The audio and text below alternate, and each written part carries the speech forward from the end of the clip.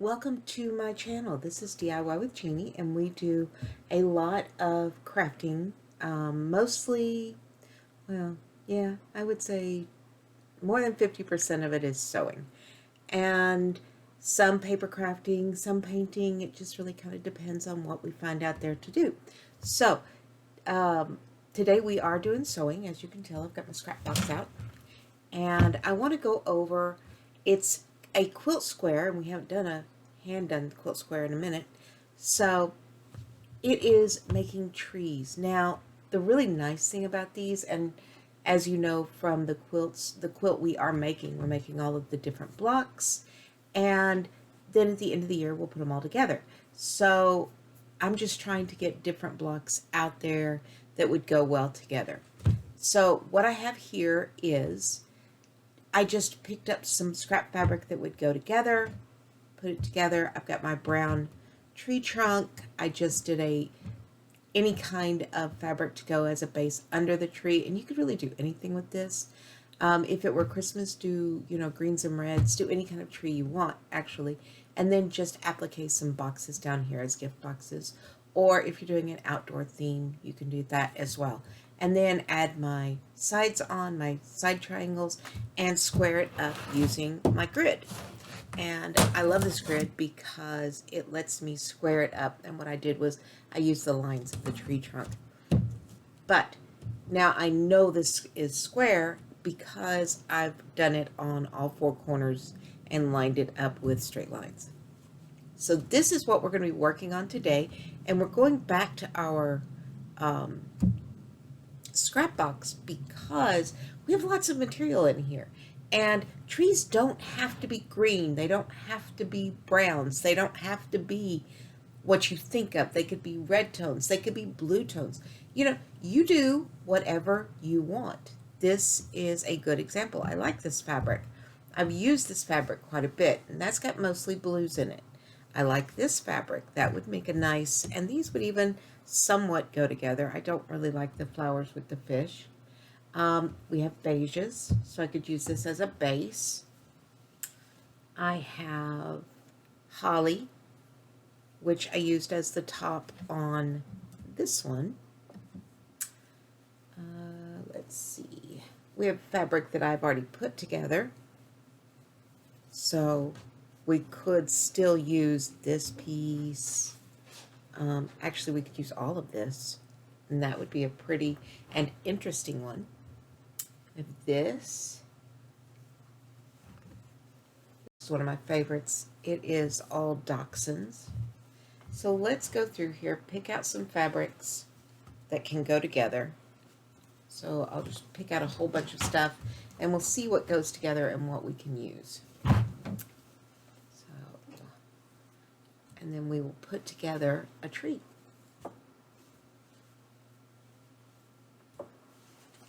And you notice I'm just pulling out scraps. It doesn't matter to me what shape they're in.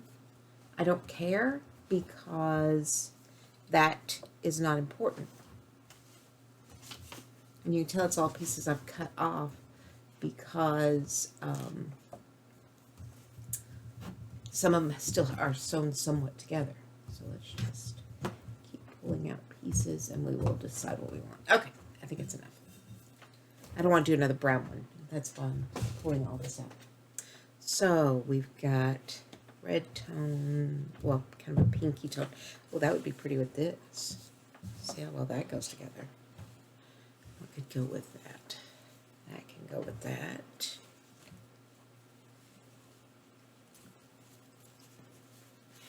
These two, they look good together.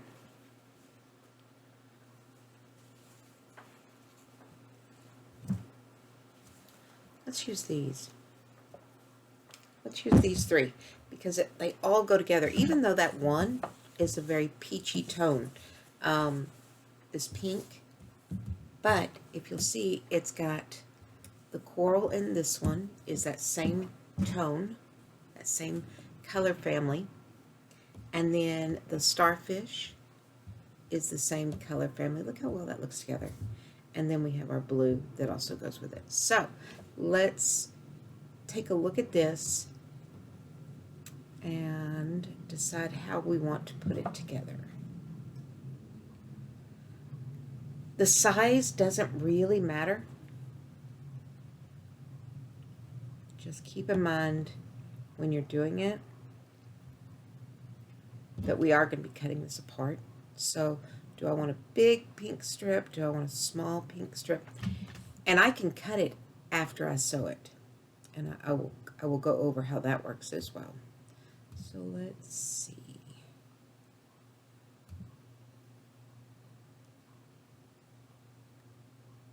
How about like that?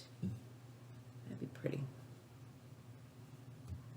And if we want to, we can add a light strip at the top because we're going to put a peak on it anyway. So what do you think? How does that look to y'all?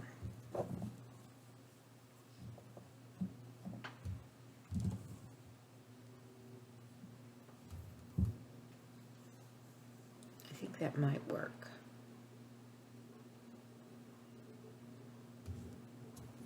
I do think that might work. But how much of that?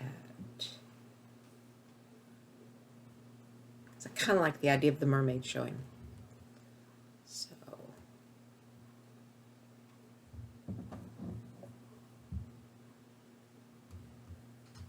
that over. How wide do I want the bottom?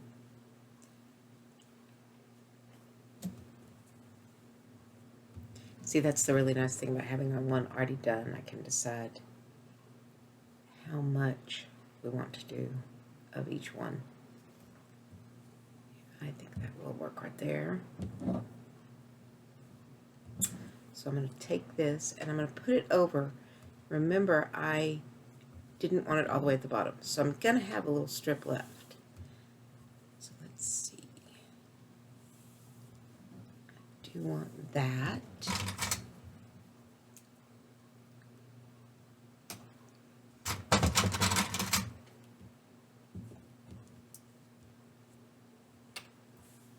That.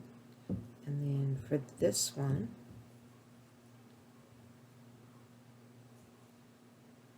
got my little mermaid head. Cut this funky piece off. That's one we've done before where that was our bag that we made for the cords. So there is that. So what I'm going to do is cut it, I'm going to do a straight line, and then we'll iron it open and go to the next spot that we want to do. So let's go back and sew this together.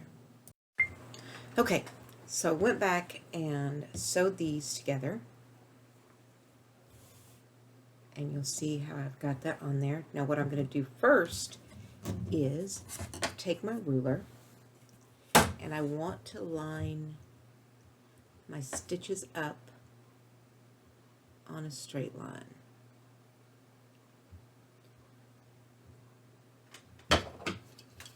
So I just want a nice straight line with that. Let's twist it just a hair. There we go. Well, helps if the blade's out. Normally I don't close the blade, and that's how I end up cutting myself with it all the time.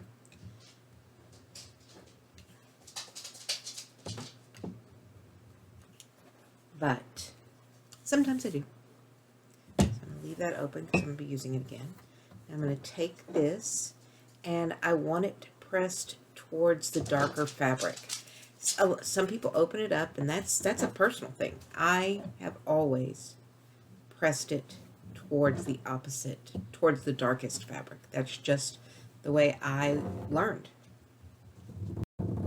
So we're just gonna figure I'll press that down. Set that aside, and let's do the next piece. And then I want to show you how I did the tree trunk, because if you're gonna do a lot of these, this is gonna be your friend. So let's just cut this off at a straight line. And all I'm doing is lining up the dots with the stitches underneath.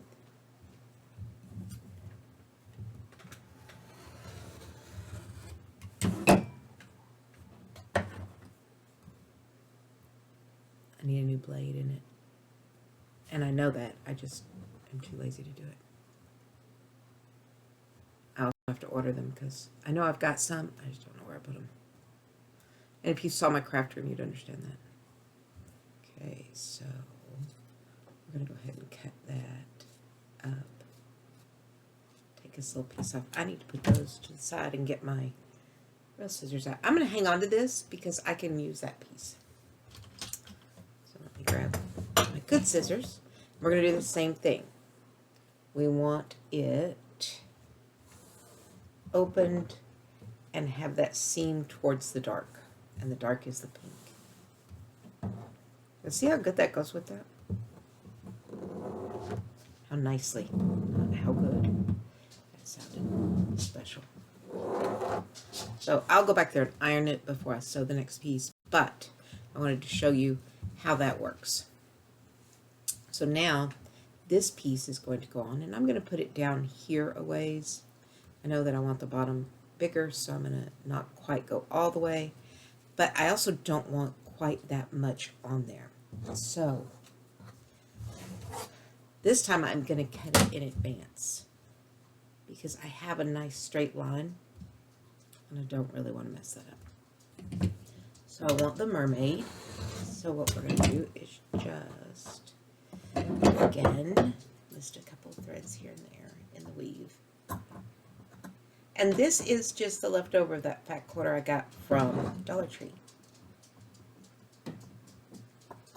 So yes, I know it's $1.25 now, but I still think it's a good price for fabric that I can use for things like this. So we are going to sew these two together. So move it a bit at an angle off of it.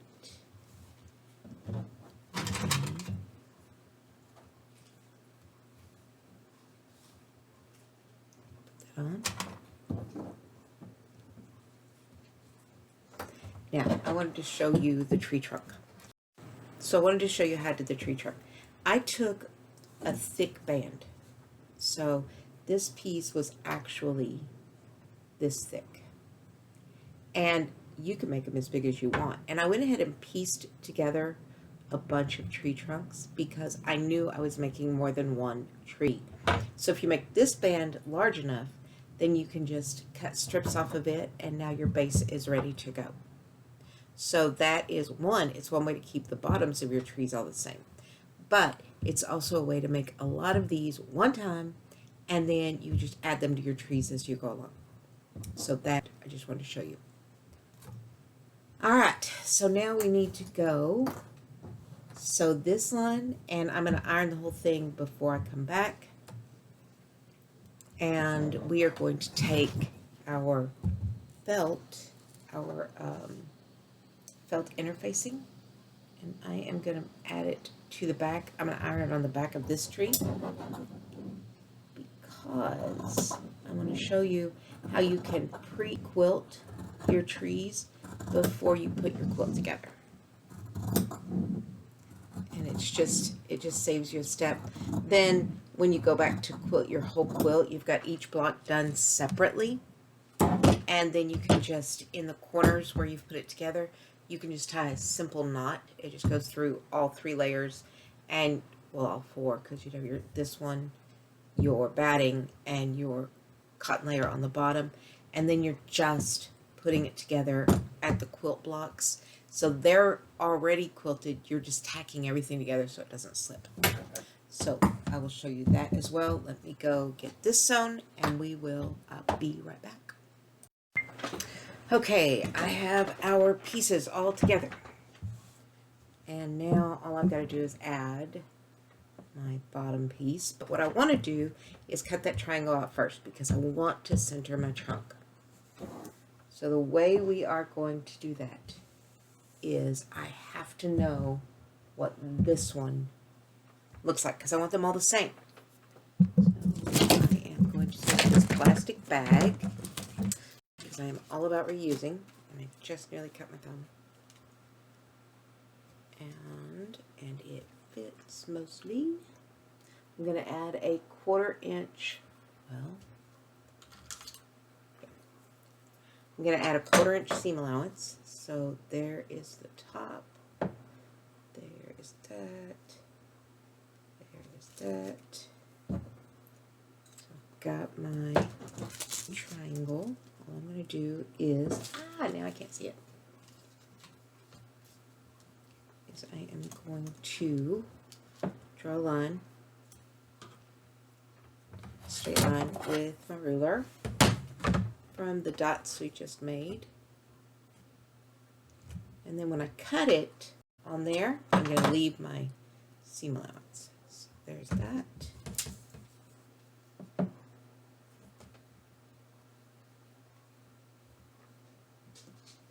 There's that.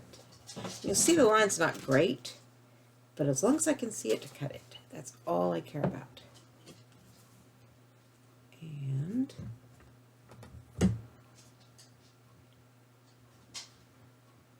there's that. Okay. So let's cut that, not with my good scissors, but with my cutter bees. So I'm going to put this underneath it so you can see, and so I can see better where we want to cut.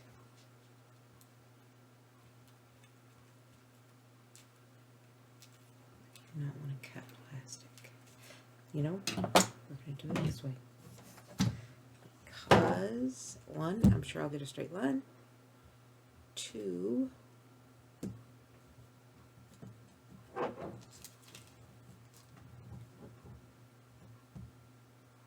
I know this will cut through because it's like a razor blade. There's that. Now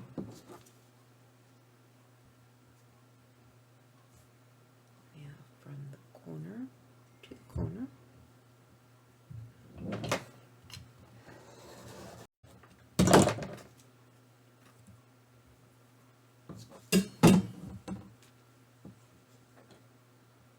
And from the corner to the corner.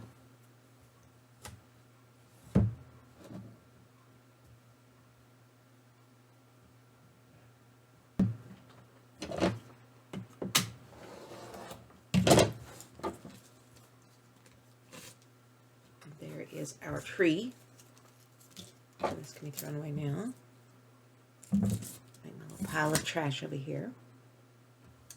So now what I want to do, I'm going to take my friction pin. And remember, friction pins come off with heat. And then once you add a little steam, a little water, it is off for good. So what I want to do is add a 1/4 inch seam allowance. Back up there. And that is our first dots.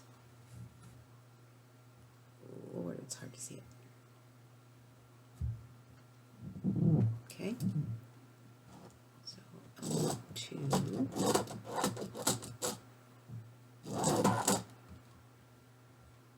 there's our line.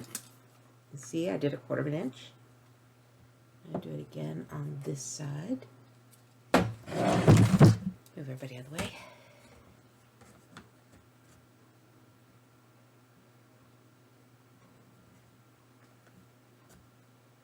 Okay, there we go.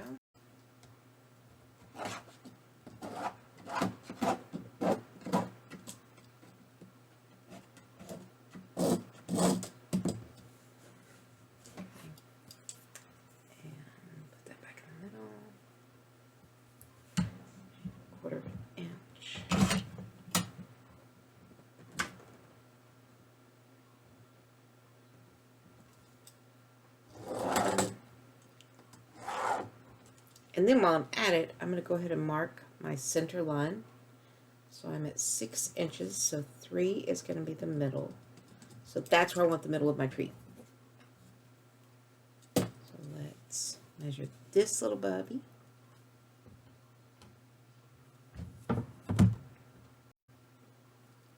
And it's 6 3/4, so I want about 3 3/8 is my center. So now I've got it marked, And I've got this marked, and I'll be able to line those two up.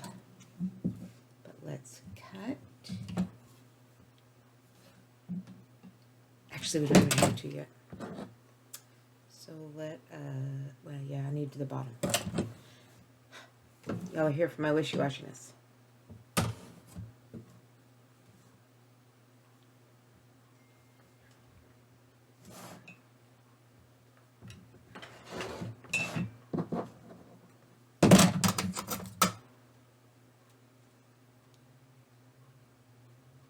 I have a nick in my blade, and you can tell as it rotates, I catch.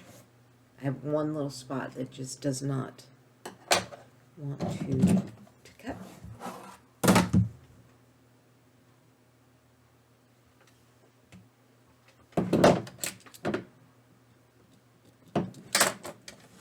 Get above that cut line before I cut it off.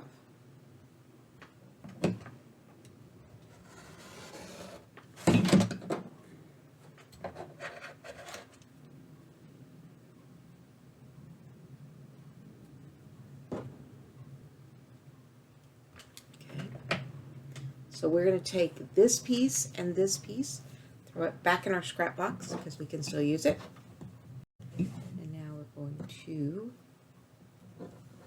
line up our marks. So there's that mark, and there is that mark. Put right sides together, line up the base. We'll go sew this. And we will sew the cream fabric on the sides along those lines that we marked already. And I'll come back and show you, back in the scrap box. I'll come back and show you that. So again, bunch of straight lines. That is the beautiful thing about what we're doing, bunch of straight lines. I love quilting for that reason. Basic patterns are bunch of straight lines. So we shall return in just a moment. Okay, here's our tree. Here's hoping we left enough on. Okay, that side is square. The bottom is square. That's the good news. Now, we can use that side to now make the top square. So we want to leave a little more of the triangle because when we sew that seam allowance, so we want that 1/4 inch. When we sew that seam allowance,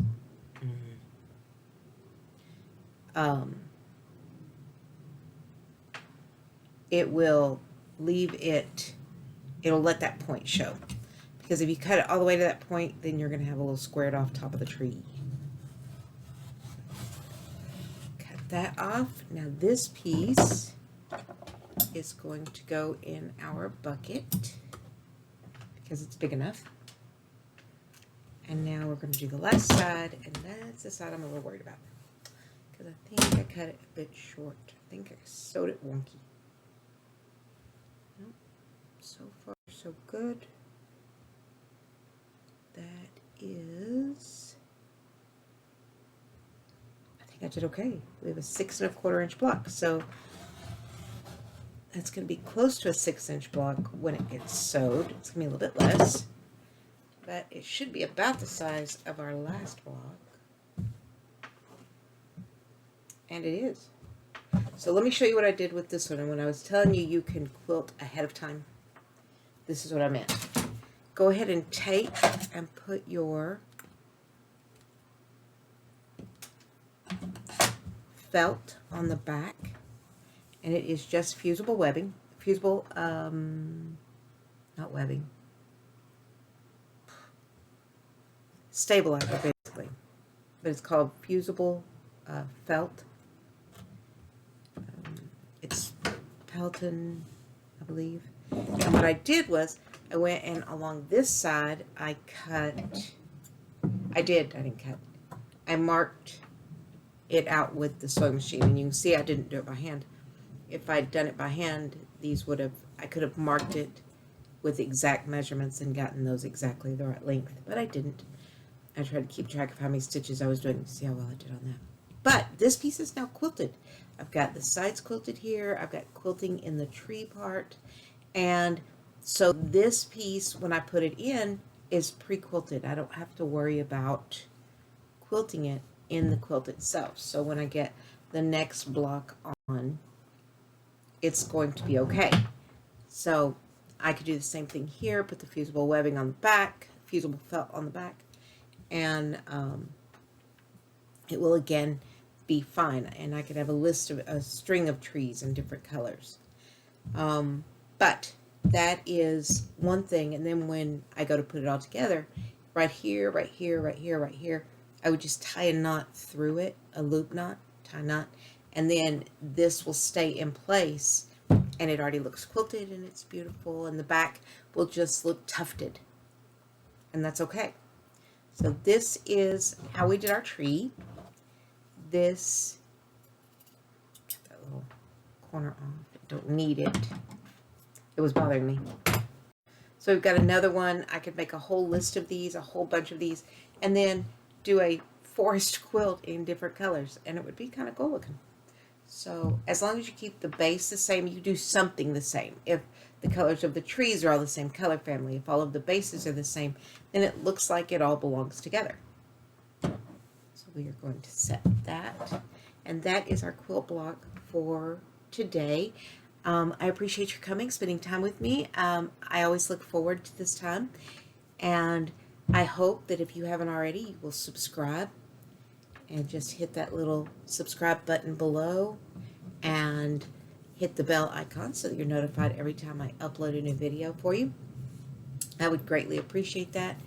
And if you'll leave me a comment, let me know. Do you like this? Do you like the idea of quilting in advance? Should I have drawn the marks? Like I said, this is a heat pin, and you can look and see that where I ironed, the red is gone. It's not visible on here anymore, and I didn't cut it off. So you can also see where I did accidentally iron it off, and then I had to guesstimate what I was doing, and that's okay too. But there are our two trees to start with, and I hope you enjoyed it. Like I said, give me a thumbs up, give me a comment down below, and subscribe to my channel, and I will see you next time.